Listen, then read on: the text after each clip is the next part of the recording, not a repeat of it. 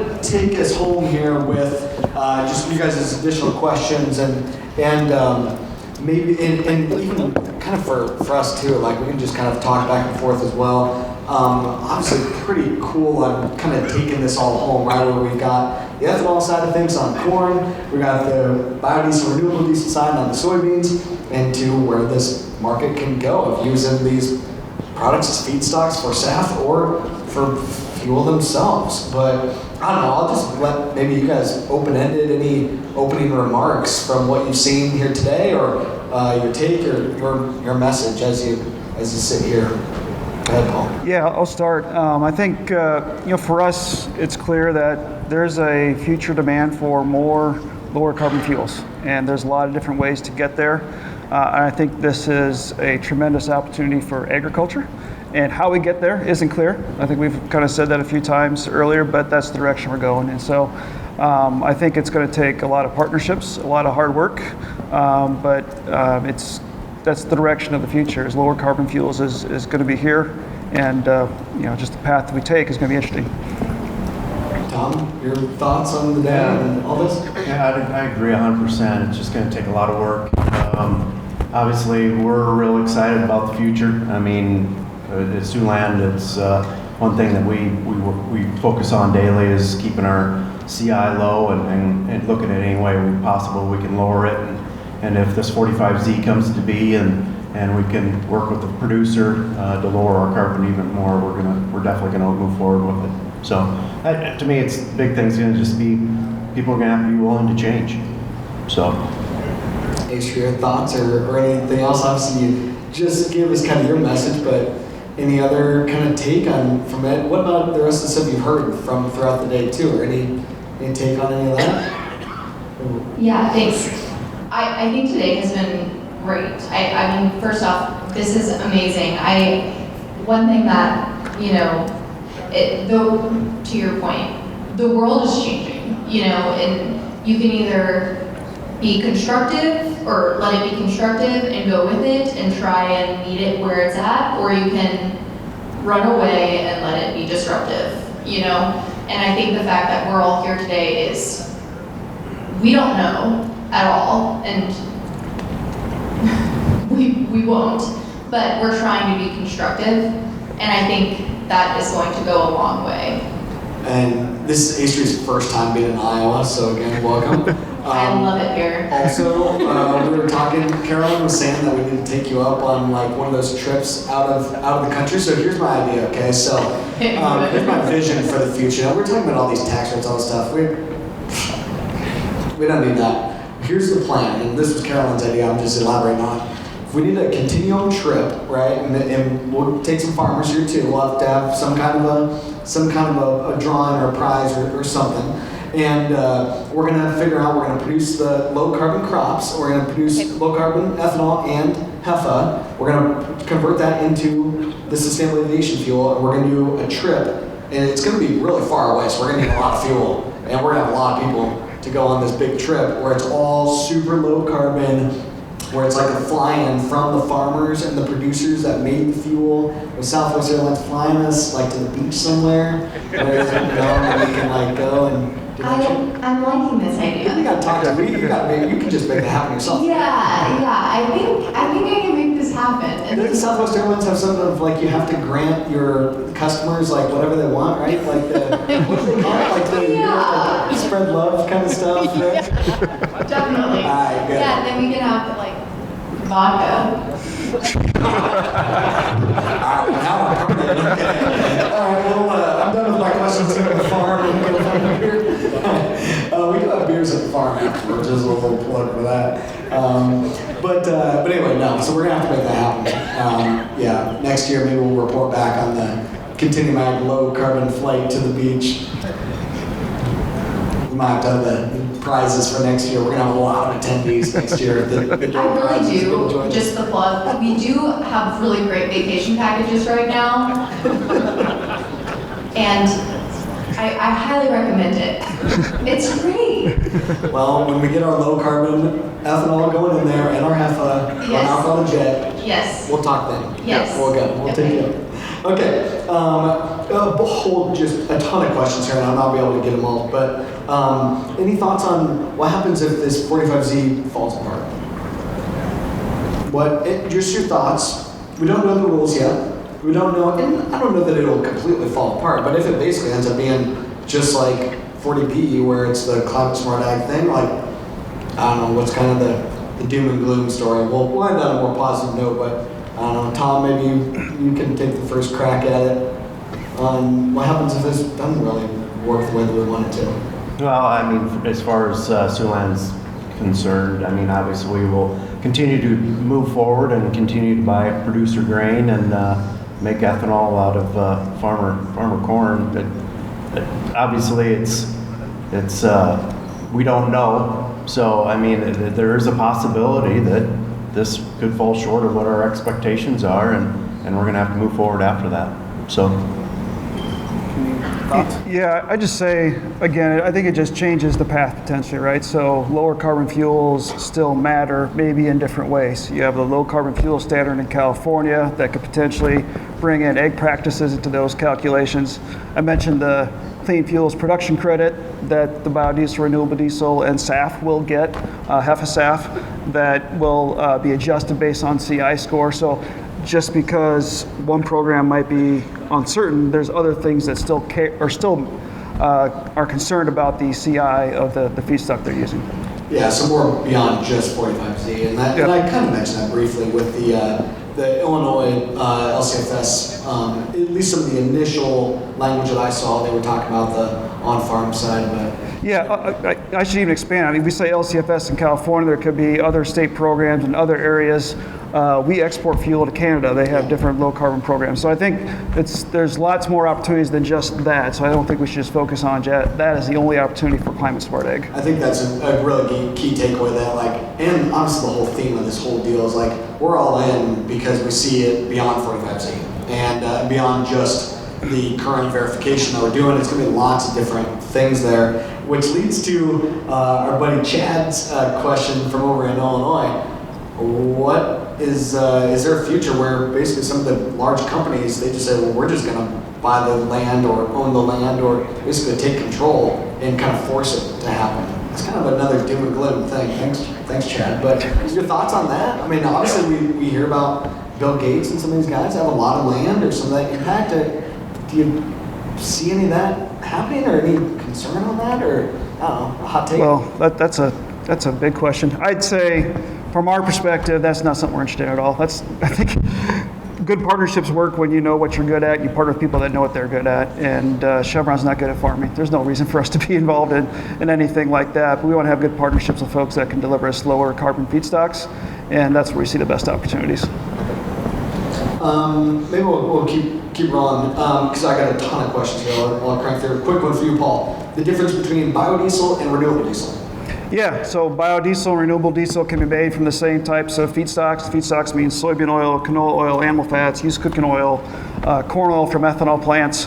Biodiesel is produced from a process called transesterification. Basically, you blend it with an alcohol and a catalyst, and you make a methyl ester, and that's typically blended at a B5 to B20 type of application. The rest being, of course, petroleum diesel. Renewable diesel uses the same type of inputs, goes through basically a petroleum refining process for the simple terms, and converts to a chemical structure that's basically the same as fossil diesel, and therefore has the same kind of physical properties and can be blended at higher rates. And so we see more acceptance of 100% or 80% renewable diesel into customer blends. So renewable diesel generally sells at a higher sales price than biodiesel does, but it's a higher capital, more energy, or higher capital, higher cost fuel to produce. How I think about it is biodiesel has to be blended, right? Just like usually ethanol, we're blending the ethanol versus renewable diesel is just a straight up replacement, a drop-in fuel that it just can replace. And that's why the sustainable aviation fuel is so important too, that you can, usually it's going to be blended, but it basically can just drop in and drive it in place too, is my understanding. Yeah, we actually see the best, so we produce both, right? We see the best opportunities to blend the two together. So something like 20% biodiesel, 80% renewable diesel gets you 100% renewable content, but it gets the lubricity of the biodiesel along with the freeze point and the usability of renewable diesel. And we see really great acceptance of that, especially in California. People use it 100% renewable product. And we sell it a lot in our own service stations and retail stations across the West Coast. Love it. Tom, you don't have to answer this if you don't want, but the question that came in, do you know what your actual CI score is today? You had kind of started talking before. You guys have been on this low CI journey for a long time. Yeah. And obviously, the part of the answer too, I'll help Tom out. We don't even know the updated GREET model yet. So whatever he says his score is today, by the time we get to 45Z, it's not going to be the same score. Right. But maybe you take on that. We actually, for our carb score, we're actually looking for probably a new 2-cent drop again yet this week and possibly next week. We're just waiting to hear from California right now on our carb, and that's related back to putting in cogen, getting it up and running, getting lined out, and getting verified. So right now, best, and Mark, you can help me out with this question a little bit, but we're thinking with our GREET, we're going to probably be somewhere today at around 45, 46. That's awesome. Yes, good job. Yeah. So to already be that low is amazing. That, like we were talking before, the average plant is like at a 55, and not going to be able to monetize those first couple points. So kudos to you, Tom, for sure. I thought I had another thought, but we'll move on. So one of the questions that came in here, and I thought Monty was going to talk about pipeline more, but maybe you talk about it. You guys are part of the Summit pipeline. Yep. Maybe speak to that, on your thoughts on pipeline versus being able to move forward without, or maybe kind of your message on what's the approach from that standpoint. Yeah, obviously, as I look at Siouxland, I mean, we've done a lot of investments, we've done a lot of things to get our score where we're at today. To me, if Summit goes through and the pipeline gets put in, really kind of levels the playing field again, gets everybody down. Obviously, we'll still be a little bit lower possibly than our competition, but to me, it really kind of levels off the playing field. Still, I mean, if I was to look at it today, they still got a lot of hoops to jump through, a lot of litigation to get through. So today, if I had to guess if it's going to happen, kind of a little shaky, I guess. I think the current timeline would be late 2026, probably 2027, Yeah. more best case scenario. Right. And then, Tom, it comes up a lot, and I think there was a question coming in earlier. If you've got a pipeline, do you still need the farmer? Would you still even look at the on-farm CI if you have the 30-point reduction from the pipeline? Yeah, I definitely would. I mean, for us, we're absolutely going to be Farmer 1, so for our neck of the woods in Northwest Iowa. So, yeah, definitely. Also kind of helps that you've got a lot of farmers on your board, and obviously farming yourself. Don't get a lot of choices. But I do think that I do see a lot of and both, right? So even if Tom is able to get the pipeline put through, which I don't know, I still believe that they will get it done, because I know how big the money is and the opportunities for SAF and stuff. And Monty obviously really talked about it before. I don't know when it's going to happen. There's going to be a lot of kicking and screaming, but there's big dollars to be had with it. But it doesn't solve the whole problem. There's still other things. And actually, maybe part of that, Paul, for you, there's a question coming in. What about feedstock coming in from South America? So there's some rules about it now, and but your take on, maybe clarify that a little bit. Are we having to compete against South American feedstock in all this stuff for 45Z, or for the blender, the new updated blenders credit? Yeah, so good question. We do have a global feedstock trading business, right? So we will source feedstock from around the globe where it makes sense to. We are active in different areas, including South America, but mostly focused on things like beef tallow. There's a lot of cattle down there, and so we can sometimes see that trade arb open where the tallow in South America can flow up to the United States and provide some additional feedstock for us as well. On the soybean oil side, we don't see that as often. There are some import duties on soybean oil that somewhat restricts that flow, but even more importantly, there is traceability requirements. So in the U.S., all soybeans are qualified to generate RINs under the EPA program.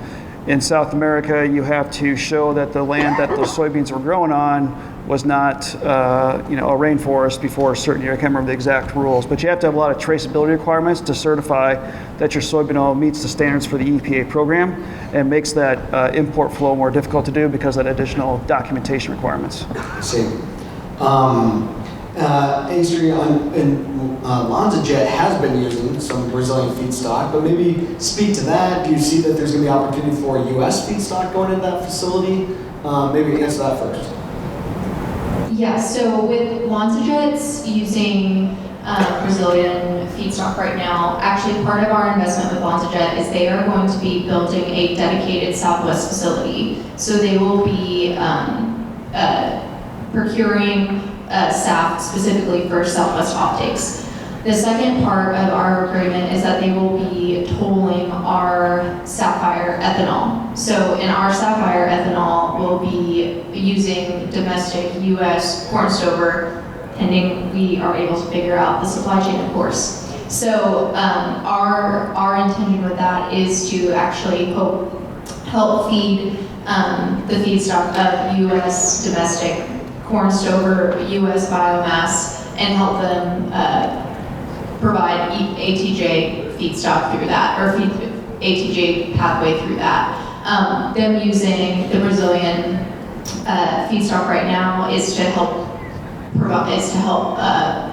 prove out the ATJ pathway right now, just because we haven't been able to get the feedstock here. Yeah, and it's because it's the low carbon feedstock, right? Correct. That's what you mean by that. Correct. Obviously, there's plenty of ethanol here, but it's in order to qualify and be able to get any value, it's got to be low CI score. Yeah, and part of what we're advocating for is better LCA treatment for 1.5 G corn, just to help get that qualified, so that when we move forward.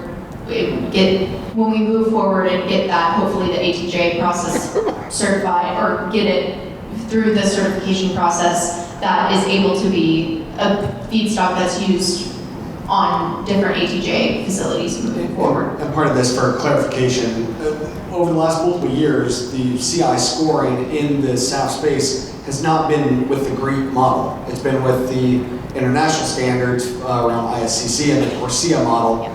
So that's where the issue lies, just for some clarity's sake. Okay, we got a bunch of different stuff here, but close to that. Okay, so you're focused on using corn stover, not grain, or you're co-locating this where you're gonna have grain ethanol and corn stover ethanol? Is that kind of the play? We're focused on corn stover right now, but the technology that we're using with NREL is focused on other Gen 2 agricultural byproduct feedstock. So we could use wheat straw, the gas, other things, but right now we're testing corn stover just because of the scalability that we think is there. But there are opportunities to switch feedstocks in the future. The reason that we are using corn stover is because of, like I said, the scalability and the sugar content, just based off what we've seen with yields and the tests that we've been able to see. And that goes to Justin's question here. One of our longtime customers, what is that yield, right? In corn, in corn kernel, or the grain, it's about as good as 3 gallons of ethanol per bushel. Do we know what that conversion would be on the biomass standpoint? We're going to be able to figure out that yield. It's only been tested at a bench scale right now, so through the pilot plant, which I was sort of talking about, we'll be able to get that live in 2025. That's part of the purpose of that plant, is to see at a throughput scale, like constant running 24 hours, what is our yields that we can get with the corn stover. We have a gazillion questions still here, but I just figured out what we're going to do. When we're on our flight to the beach with low carbon, we're going to record a podcast. It's going to be a long flight. Like, we're talking like Bora Bora or something. Yeah. We're going legit. So we got a long flight, and we're going to get to the rest of the questions on the flight. Perfect. Okay? So we'll get to all these. So we can keep them coming. But we will get more of them here in a little bit. I think we were able to maybe come to the farm for a little bit here too. But why don't we have each of you guys kind of final remarks, their push, or what do you think the message to these guys? I mean, you got a good, diverse group of guys and gals here. that can really help to push some of these initiatives. But any final remarks and words of encouragement, or what do you want to see happen? Paul, we can start with you. Sure. Well, thanks again for having me. Appreciate being here at the conference today. It's been great hearing all the speakers today. I think for me, again, I'll just reiterate, I think the future is low carbon. The path to get there is uncertain, which creates opportunities. And I think people that are early in the game are going to be more successful, but there's also going to be challenges along the way. I think from our perspective, having a higher supply of renewable feedstocks that we can convert into renewable fuels is the opportunity. And so I think the future is there. It's just a matter of how we act on it. So it's going to take good partnerships. We can't do this ourselves, so we need people in the value chain to all participate in their different ways. And we look forward to working with people like that. Love that. Tom, any final thoughts? Yeah, very excited to be here. Thank you for having us. But yeah, to me, it's, again, the willingness to change, willing to look at different ways of potentially farming practices, and just for us, even at the ethanol level, just continuing to move forward and be competitive in that low carbon space. Astri, you got the final word. Yeah, just thanks again for the warm welcome to Iowa. I really have, like I said, I flew into Des Moines, had a nice drive, seen it all. Not really, but seen a lot. You saw one road. I know, I've seen one road, I've seen nice taco stand. It was great. No, but really, it's been great. This is so exciting to see. Like I said, we've been really focused on learning at Southwest, asking so many questions. And it's been just so cool. I mean, like tax, insurance, all of the enabling partners, the growers, ethanol producers. I mean, everyone is here. Everyone is committed to this, or at least pieces of the puzzle are here. And I think everyone in here sharing what they've learned today is really exciting and encouraging to see. So thank you for putting this together. Also, the family. I mean, your dad came. Like, this is just the best thing. I love it here. I really do. So just thank you all, and really, it meant a lot to be here. I'm excited to think back on this day when we're sitting on the beach. I know, yeah. Yes, I know. That would be a great day, yeah. So, guys, let's thank these guys for spending time with us.